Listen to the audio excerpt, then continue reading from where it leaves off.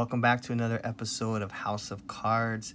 Thank you so much for checking out this channel, and would really appreciate it if you would like the videos. Just trying to keep a consistent roll of videos for you guys, and just something kind of cool to check out every week, sometimes more than once a week. But at any rate, I wanted to start this video off by talking about PSA and what they got going on. So check this out. So this is the document from PSA that they send out to their shareholders. Full disclaimer, I do own some shares of, it's called Collectors Universe, which is the parent company of PSA. So anyways, I own, a small amount. I'm not, I'm not a crazy shareholder and that has thousands of shares of their stock, but I did grab a few early on because I did see the potential in PSA and what they could be doing in the future, since they're kind of cornering the whole market on grading. So I get this newsletter, which is part of the rules from the SEC. If you are a public company, you have to put out a quarterly report to your shareholders. So what's kind of cool is you get a little bit of insider information about what's going on, how they've been doing, what their profit is and the revenues and so on and so forth. But then what's really cool is you get to kind of see what the overall, upcoming future sort of things that they're doing and what that is going to look like. And part of me always kind of wants to know what's happening in the grading world, because that's obviously a huge part of the hobby, and knowing where the grading companies are going, I think, is very strategic in terms of knowing how you're gonna kind of move along with the grading changes and what happens in their world. So this part here is something that I really wanted to kind of focus in on, where they I'll go ahead and read it here, but it says, in addition to the focus on our people and processes within the operational revamp, our team remains committed to leveraging our digital technology to enhance the efficiency and accuracy of our services over the long term. In fact, we plan to introduce robotics into our image recognition and capture process in the coming months, and have received the first prototype for testing this capability more broadly. This represents our first major move into automation as we continue to focus on delivering the best possible solutions to our customers. So I think that is pretty interesting, because I do think there's going to be a lot of interpretations of that. But I think if you read kind of the fine print there, the key that you need to see is that it's for image recognition and capture process.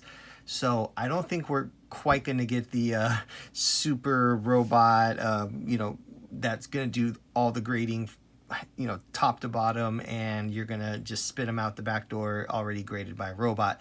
I think what this first step is going to be is in the image recognition. So I think what this is going to help with is when you send in your cards, and we do the step of of identifying the card, right, when you're creating your PSA order, and you have to do that as part of your order submission, but they also have to cross-check it once they get it in. So that adds another step to the process that a human has to do right now, which probably consists of a decent chunk of time in the overall process. So I think by them, starting off with the robotics to kind of set the stage for, the whole, grading process to be done, I think by doing the image recognition as the first step, not only will it shave some time off the PSA process, but it'll also kind of get their feet in the water a little bit to just get the whole kind of robotics thing started in the right direction. So to me, this is very exciting. I do think this is something that the hobby is gonna go towards in the next, I would guess, 3 to 5 years. I think they have to start implementing this, and I just think that this is the first step in that whole new sort of idea of computers grading the cards. So pretty exciting stuff here. I'm glad I was able to share this with you guys. I hope this gets you excited too, because I do think the more technically advanced our industry and our hobby can get, I think the more and more we're going to continue to get more excitement and people around the hobby, because they're going to start seeing that it's keeping up with the times and the technology out there. So awesome PSA. Hope it keeps up and we can continue to get cards graded faster. That would be ideal. So let's talk Pokemon cards. We have to. It's part of the culture of what's going on right now in sports cards. A lot of collectors are eyeing Pokemon, and I also think it has a lot to do with the age demographic of Pokemon collectors from back in their childhood to their age now, which is, somewhere in their 20s, and, the Pokemon being really big in the late 90s, and if you do the math, there you go. So I think overall, Pokemon is a good investment, and I don't really consider myself a Pokemon collector myself. I never played the game. I was a little bit too old for it, but I do understand it and I respect it because it was a very huge, it still is a very huge industry, and their IP for Pokemon itself is massive. If you think all the toys and movies and all the things that they've done over the years, and of course the video games that started everything. So Pokemon, I understand. I had to educate myself a little bit on modern Pokemon because I didn't know much. I knew a few characters, I knew some basic stuff. I didn't know much about the trading card game and overall, like, what's valuable, what's not. So I did that, and I did end up grabbing some packs recently to rip some modern Pokemon, and I have actually pulled out some decent cards, and I've actually sold quite a few already. I actually just sold another one here that I'm going to be sending off to its new owner here tomorrow. So this is from the Darkness Ablaze set, I believe. Could be wrong on that, but I'll have to double check. But anyways, I've been, just kind of grabbing packs here and there as I see them, and, I'll pull out some of these rares and super rares. I pulled out like a VMAX. I pulled out some secret rares, colossal, just a bunch of random stuff, and everything sells for a pretty decent price. Around, this one's going for about $10. I sold the other one yesterday for $20, and so on and so forth. So they basically paid for the packs that I ripped and just gave me some kind of entertainment and knowledge. I think part of it really is just getting into it, opening it, researching the cards online after you pull them out, and kind of learning more about them and which ones are collectible, which ones aren't. But anyways, so I have been selling Pokemon. I actually did get some first edition Shadowless Pikachus off for grading that I luckily grabbed earlier this year when it was still somewhat decently priced before the giant wave happened over the last 30 days or so here in the early fall. So hopefully I'll be getting those back in the next couple months, and they should, if they grade well, should have some pretty tremendous value, and hopefully they'll give me a nice return on investment, because I definitely didn't pay much for them, and I was looking at the graded prices and I was really shocked to see how much they're going for. But I guess that's kind of just staying ahead of the market and kind of knowing where the trends are coming. And my little nephew, ironically, actually found a bunch of Pokemon under his bed, and he actually found some pretty good ones. So there was this so these are first edition cards for the Jungle set. So there's different, kind of sets within the first editions. There's the main one that most everybody knows now, which is the 1999 English version first edition cards. All the first edition cards will have this little stamp right here. You can kind of see it where it says first edition. So that's obviously important to look for that. So this is, like I said, the Jungle. And so this one right here is a first edition. However, if you see, this one is not. So it's missing the stamp that should be right there. So people get really confused when they're first starting to kind of get into Pokemon and trying to learn all the different nuances of the cards. So just always make sure you check. While these do still have value because they are an early set, and Pikachu is one of the more popular characters, definitely the first edition card holds way more value than these ones. There was another first edition here as well. That was the Jigglypuff. So again, you can see the first edition stamp. And yeah. So anyways, we're going to probably send these off to get graded. I think it's, right now, anything Pokemon is pretty hot. So we'll get this out on a 20-day PSA order, so it means we'll probably get it back in a few months.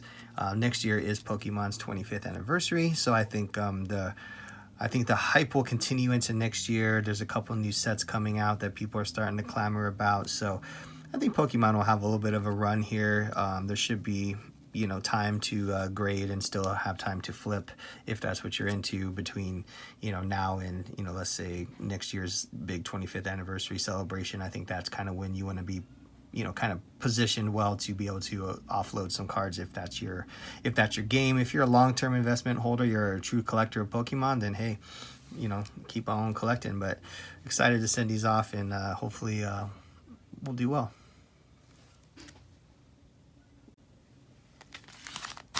Got another package to open here. I like this blue mailer, it's cool. I know some of the online dealers have like a custom color they'll use and stuff for their packages, which I think is great. Branding is always a good thing. All right, let's see here. Got some bonus cards per usual. Hey, you know, it's never terrible to throw in some bonus cards that are at least like not complete throwaways. I guess like I said before, I'm guilty of adding throwaways, but let's see. Zeke, Vance McDonald, Aguilar. Oh, look at that. DeAndre Hopkins, Kyle Fuller, Dion Lewis, Hunter Henry, Jared Goff. I mean, not terrible, but you know, I mean, I'm not gonna go get these graded or anything, but you know, better than some of the stuff I've seen. All right, so here's the card that we picked up. So again, I'm a homer and Seahawks, but I mean, I think everyone in the hobby right now and the sports industry in general can all agree that DK Metcalf is something special. I think, you know, yeah, I'm a homer, but I think anyone that I've spoken to, whether they like the Seahawks or hate the Seahawks, can all agree that DK is something we haven't seen for a long time, and can end up becoming a real big player in this league. So I just been picking up some stuff of his. I actually bought a lot of his stuff early on, probably earlier this year before, you know, he really started buzzing.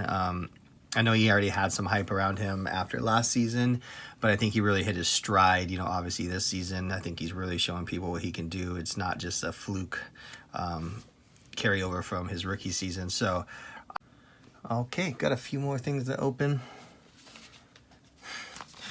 Funny story about this one. So I got one of those notices in your mailbox that says that you owe money for postage. So basically, whoever sent this to me didn't have enough postage on it. Therefore, I had to go drag my ass down to the postal center. It wasn't even like the regular post office. You gotta go to like this distribution center and then go hand them in cash. You can't give them a card or anything. $2.10 to cover the shipping. So I highly advise you guys, you know, make sure you use the right weights and the right, you know, postage when you guys are shipping stuff to people, because it's pretty annoying that I had to go and take, you know, 30 minutes out of my day and scrounge up $2 and some change to go pay for this. So obviously this person didn't weigh this and stuck it in a regular envelope with like a basic stamp, and it was too much to cover. So anyways, rant over. Let's see what's in here. Again, I do all these blind. I know what I bought, obviously. I just don't know, like, kind of what order they show up in to me. So I kind of get to see this at the same time as you. It's kind of fun. All right, so good. At least it's packaged well. They secured it inside of some cardboard, which is nice. Which is probably why it weighed too much. You put way too much packaging inside of a basic business size envelope, which is what I've noticed is if you put a top loader and like the paper, like your invoice or whatever it is in there, like that's pretty much, you're getting pretty close to the maximum amount that you can get away with in just like a regular envelope. So anything kind of above that, you're gonna kind of go too high on weight to, you know, cover it with a basic stamp. So all right, cool. So one thing also note, make sure you seal this, because see how it's already kind of like coming out of the top. You don't want that to happen. So anyways, I like Revolution. Again, just kind of starting to get into Revolution and some of the other, not the main sets, but some of the more kind of like, I think are the kind of the cooler sets that haven't gotten much attention. And, I think Revolution and Status and a couple of the ones that are a little bit more, have a little bit more, I guess, design quality to it, I really enjoy. And I know, this comes to a conversation of like what sets to invest in, what people buy and collect. Obviously if you have the mindset of a flipper, or you're kind of doing it just for pure profit, then I can understand kind of sticking to the main 3 or 4 sets within each sport, just to kind of make sure that it's liquidable and it's easy to sell and all that good stuff. But for me, I'm a collector also, and I like things that I like to look at as well, because if I don't like to look at it, I'm not going to want to keep it, which kind of defeats the purpose of being a collector, right? If all I was doing was flipping cards and I didn't care about the collectability aspect of it, then it would be a different story. I would just only buy Prism and and Select and Optic or whatever it may be. But in this case, like, I think Revolution, and not just me, I know a lot of people do enjoy Revolution. It's not quite as mainstream as some of the other ones, but I do think there's a pretty good collector's base of Revolution out there, especially the higher end ones like the Galactics and stuff. But I'm kind of slowly inching my way into these other sets and just kind of getting to know them. So I'm just picking up some lower end kind of base ones here, just to kind of start scratching the surface. So I kind of got my eye on Jaren Jackson Jr. as one of my sort of off-season prospects that I think when he comes back and reunites with Ja, they're going to have a pretty killer team over there, and I think they're going to be a super exciting young team to watch. So I do think, obviously Ja's the pick that everyone's making, but I think JJJ's got a lot of potential as well to do some big things. Kind of think of it like your LeBron AD. You got that two-star combo there that can both equally be get a lot of shine, a lot of playing time. So anyway, super cool card, love the shine on this. I'm gonna keep picking up some more Revolution as we go here, but want to show you guys that. All right, let's see what we got next here.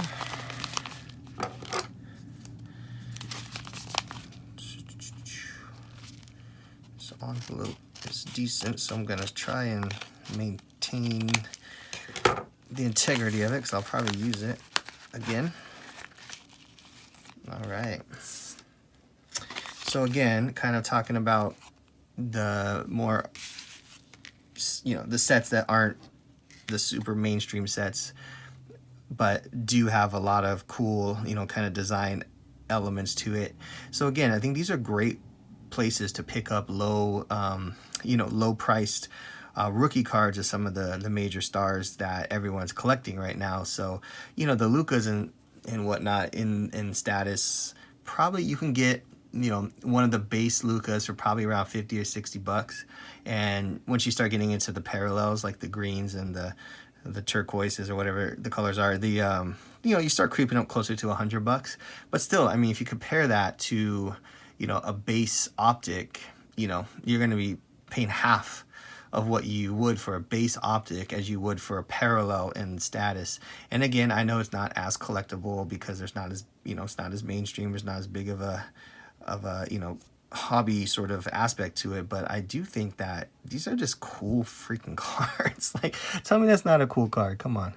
I like it a lot. Again, everyone's got their personal preference, so it is what it is, but I do enjoy this card. This person did do a nice job putting the tape on the top. However, try not to use Scotch tape. Painter's tape works a lot better, because then you can reuse these top loaders without having a bunch of residue on the outside. But cool card. Happy to have that one. Okay, I got 2 more. I'll start with this guy. Interesting, I got the Painter's tape on the edges there. I wonder what that's all about. Not that it matters, but again, the psychology of how people package things is a very interesting part of my my hobby obsessions here. Okay, so good job. Use Painter's tape in between cardboard. Good job. Nice and safe and sound. And again, the cardboard thing is great, guys. You don't have to use it if you, have a bubble mailer and top loader and, team bag, whatever, you can, it'll be just as fine. But you know, never, it's a bad thing to over protect. Cool. All right, look at that. We're on a train here of status. So again, good job with the painter's tape, because now look, I can take this off, no residue, clean, perfectly fine top loader. I can use that again. So again, as I was saying, you want to look for kind of these lower end rookie cards of some of these stars that everyone's kind of clamoring for right now. So, you know, I mean, just these two right here, I mean, these are two of the guys I think a lot of people are sort of putting their eye on right now to invest in. And, you know, again, got this for like $6 or something. I can't remember exactly, but I think it's a super cool card. I think this is, you know, I'm not banking on this set all of a sudden becoming like the premier set that everyone's going to be wanting, but I do think as people kind of branch out and, you know, all these new investors that came in over the summer, I think, you know, while everyone is looking at Prism and stuff, I think it's cool, but I think people get bored. You know, they get bored of seeing the same cards, you know, over and over again. And especially when you're talking about base cards, you know, it's really boring to look at Prism silver base cards, not silver, sorry, just regular Prism base cards all day long.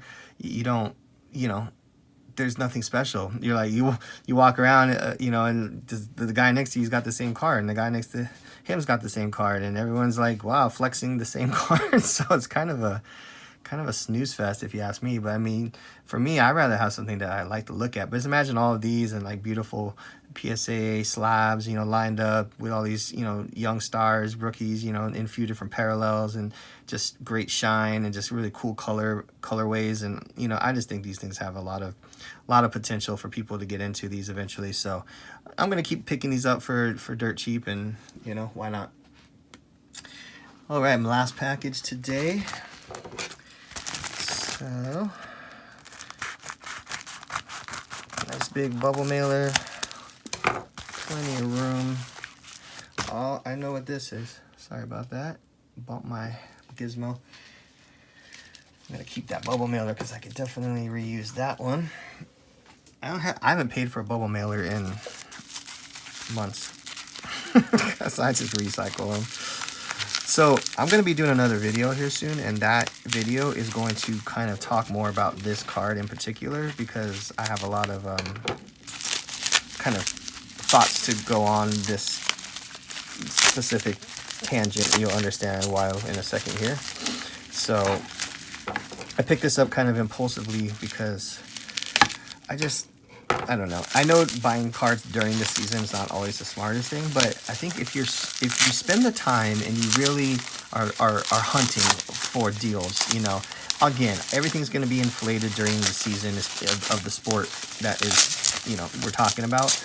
But there's definitely something to be said for people that are patient and that really kind of take the time to hunt for deals. So I've been obsessed with, you know, sort of vintage football here for the last little bit, because I definitely have, you know, childhood memories and stuff of some of these players. You know, 86, I was, you know, a young lad, but I definitely, you know, remember Jerry Rice real specifically, and, you know, how amazing he was. And a lot of other, you know, players from that era, Montana and Marino, and, you know, some of those guys, you know, then getting a little bit later into the early 90s, you know, like Aikman and Irvin and, you know, Emmitt Smith and Barry Sanders. And I mean, it's just such an awesome time for football. And I really just kind of started feeling nostalgic towards this time period recently. And, you know, I love the modern players too. You know, trust me, you know, I'm all about, you know, current football and everything. But I do feel like there's this kind of a lack of interest during this time period within the hobby right now, because everyone does relate it to junk wax and that time. But I do think, you know, it's not these players' fault, you know, that they came out during the junk wax era. And I feel it's like a little bit of a disservice to almost just like disregard them and their cards because the cards weren't, you know, super limited, or they didn't have RPAs and, you know, all that stuff back then. So I feel like there's going to continue to be more and more people in my age bracket that are going to continue to look for these these players, and they're gonna, even though these are base cards, I think they're gonna continue to just be like, hey, I want myself a Jerry Rice rookie. He is the GOAT of receivers. You know, I do want a, you know, Joe Montana, because when I was young, I remember, you know, he was the man, you know, and it's like, it's going to happen. And we've seen a little rise in vintage football. You know, there was a moment there, but I think it kind of cooled off a little prematurely. And I think that as, you know, more sports card, you know, hobbyists and investors and collectors or whatever come into the market, and especially the ones that are kind of, you know, coming in with their kids and they're in their, you know, late 30s, early 40s, like I think you're going to continue to see cards like this rise. So I am, you know, not just for my own personal collection, because I do want these cards also, but I think I'm going to, you know, use some of these as great, you know, investment pieces as well, because I do think cards like this are going to rise. So anyways, in my next video, what I'm going to talk about is the kind of the arbitrage between low-end grading companies like GMA and PGI and whatever else there's out there. I mean, you know, you guys know the gamut, but and flipping these into PSA and getting that arbitrage in value. Because here's what I was looking at. I found a ton of PSA comps for this card, right? So PSA 7 is probably in the, I can't quote me off the top of my head right now, but in the $200 to $300 range, I would say, roughly. So I ended up getting this card for a fraction of that. And my strategy is, I look for cards that are in a lower graded company sort of slab, and I see how good the card looks, and I would love to you know, to move this into a PSA. And even if it went from a 7 to a 7, even if it went from a 7 to a 6.5, I would be up big on this card. And I looked at this card, and I'm looking at it now, and it is a good looking card. And I do think if this went into a PSA slab, this thing could be a real beauty. So anyways, next video we'll get into, you know, the arbitrage between low-end grading companies and, you know, higher-end companies like PSA, and how you can kind of find value there. And then also we'll talk about cracking slabs and sort of going through that whole messy experience. So thank you for tuning in for another episode, and if you enjoyed the video or you've found any sort of value in what I rambled on about here, please like the video. That would be awesome. Slowly trying to build up this channel, and, you know, all the likes and the subscriptions we can get, the better. Trying to continue to make great content for you guys, give you a different perspective to the hobby, and just continue to do what we do here at House of Cards. So thanks again. We'll see you next time. Peace.